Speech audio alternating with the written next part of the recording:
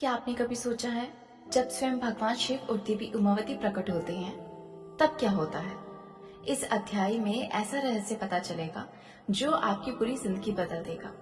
ये अध्याय शिव महापुराण का 9वां अध्याय है। तो आइए शुरू करते हैं। ब्रह्मा जी बोले, नारद, भगवान विष्णु द्वारा की गई उनकी स्तुति सुनकर कल्याणमयी भगवान शिव बहुत प्रसन्न हुए और देवी उमा सहित वहां प्रकट हो गए। भगवान शिव के 5 मुख थे और हर मुख में 3-3 नेत्र थे। मस्तक पर चंद्रमा, सिर पर जटा, संपूर्ण अंगों में विभूति लगा रखी थी। 10 भुजा वाले गले में नीलकंठ, आभूषणों से विभूषित और माथे पर भस्म त्रिपुंड लगाए हुए थे। उनका रूप मन को मोहित करने वाला और परम आनंदमयी था। महादेव जी के साथ देवी भगवती उमा भी हमें दर्शन देने आई। उनको देखकर मैंने और विष्णु जी ने पुनः उनकी स्तुति करनी शुरू कर दी। तब पापों का नाश करने वाले तथा अपने भक्तों पर सदा कृपा दृष्टि रखने वाले महादेव ने मुझे और भगवान विष्णु को श्वास से वेद का उपदेश दिया। तत्पश्चात उन्होंने हमें गुप्त ज्ञान प्रदान किया। वेद का ज्ञान प्राप्त करके हम कृतार्थ हुए। भगवान विष्णु जी और मैंने भगवान शिव की और देवी उमावती के सामने हाथ जोड़कर नमस्कार किया और उनकी स्तुति की। विष्णु जी ने पूछा, हे देव, आप किस प्रकार प्रसन्न होते हैं तथा किस प्रकार आपकी पूजना और ध्यान करना चाहिए? कृपया करके इसके बारे में हमें बताइए।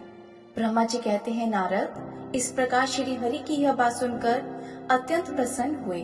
कृपा निधान शिव ने प्रतिपूर्वक यह बात कही। भगवान शिव बोले, मैं तुम दोनों की भक्ति से बहुत प्रसन्न हूँ। मेरे इसी रूप का पूजन व चिंतन करना चाहिए। तुम दोनों महाबली हो। मेरे दाएं और बाएं अंग से तुम प्रकट हुए हो। लोक पिता ब्रह्मा मेरे दाहिने पार्श्व से और पालनहार मेरे विष्णु मेरे बाएं पार्श्व से प्रकट हुए हैं। मैं तुम पर भली भांति प्रसन्न हूँ और तुम्हें मनोवांछित फल देता हूँ। तुम दोनों की भक्ति सुदृढ़ हो। मेरी आज्ञा का पालन करते हुए ब्रह्मा जी आप जगत की रचना करें तथा भक्त विष्णु जी आप इस जगत का पालन करें।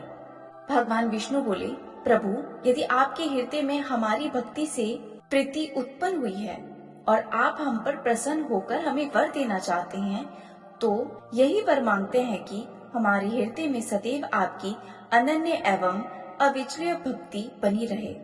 ब्रह्मा जी बोले, नारद, भगवान विष्णु की यह बात सुनकर भगवान शंकर प्रसन्न हुए। तब हमने दोनों हाथ जोड़कर उन्हें प्रणाम किया। शिव जी कहते हैं, मैं सृष्टि पालन संहार करता हूँ। मेरा स्वरूप सगुण और निर्गुण है।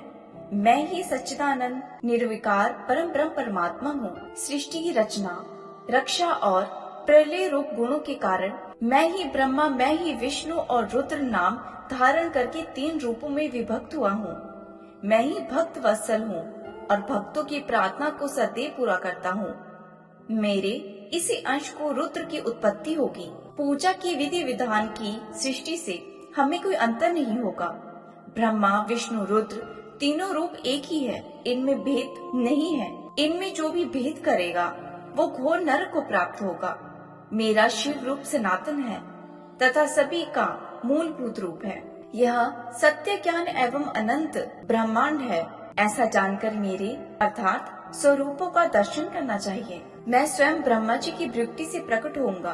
ब्रह्मा जी, आप सृष्टि के निर्माता बनो। श्री हरि विष्णु जी आप इसका पालन करें तथा मेरे अंश से प्रकट होने वाले रुद्र प्रलय करने वाले हैं। उमा नाम से विख्यात परमेश्वरी प्रकृति देवी है। इन्हीं की शक्ति भूता वांग देवी सरस्वती ब्रह्मा जी की अर्धांगिनी होगी और दूसरी देवी जो प्रकृति की देवी से उत्पन्न होगी लक्ष्मी रूप में विष्णु जी की शोभा बढ़ाएगी तथा काली नाम से जो तीसरी शक्ति उत्पन्न होगी वह मेरे अंशभूत रुद्र देव को प्राप्त होगी। कार्य सिद्धि के लिए वे ज्योति रूप में प्रकट होगी। उनका कार्य सृष्टि पालन संहार का संप्रदान है। मैं ही सृष्टि पालन संहार करने वाला रज आदि तीनों गुणों द्वारा ब्रह्मा, विष्णु, रुद्र नाम से प्रसिद्ध हो तीनों रूपों में प्रकट होता हूँ। तीनों लोगों का पालन करने वाले श्री हरि अपने भीतर तमोगुण और बाहर सद्गुण धारण करते हैं। त्रिलोक का संहार करने वाले रुद्र देव भीतर सद्गुण और बाहर तमोगुण धारण करते हैं तथा त्रिभुवन की सृष्टि करने वाले ब्रह्मा जी आप भीतर और बाहर रजोगुणी हैं। इस प्रकार ब्रह्मा, विष्णु, रुद्र तीनों देवताओं में गुण हैं, तो शिव गुणातीन माने जाते हैं। तुम मेरी आज्ञा से सृष्टि का प्रसन्नता पूर्वक पालन करो। ऐसा करने से तुम तीनों लोकों में पूजनीय होंगे। आगे की कथा हम अगले अध्याय में पढ़ेंगे। अगर आप भी चाहते हैं कि आप पर भगवान शिव की असीम कृपा बनी रहे तो कमेंट बॉक्स में ओम नमः शिवाय जरूर लिखें। मिलते हैं अगली वीडियो में। तब तक के लिए हर हर महादेव, जय जय शिव शंकर।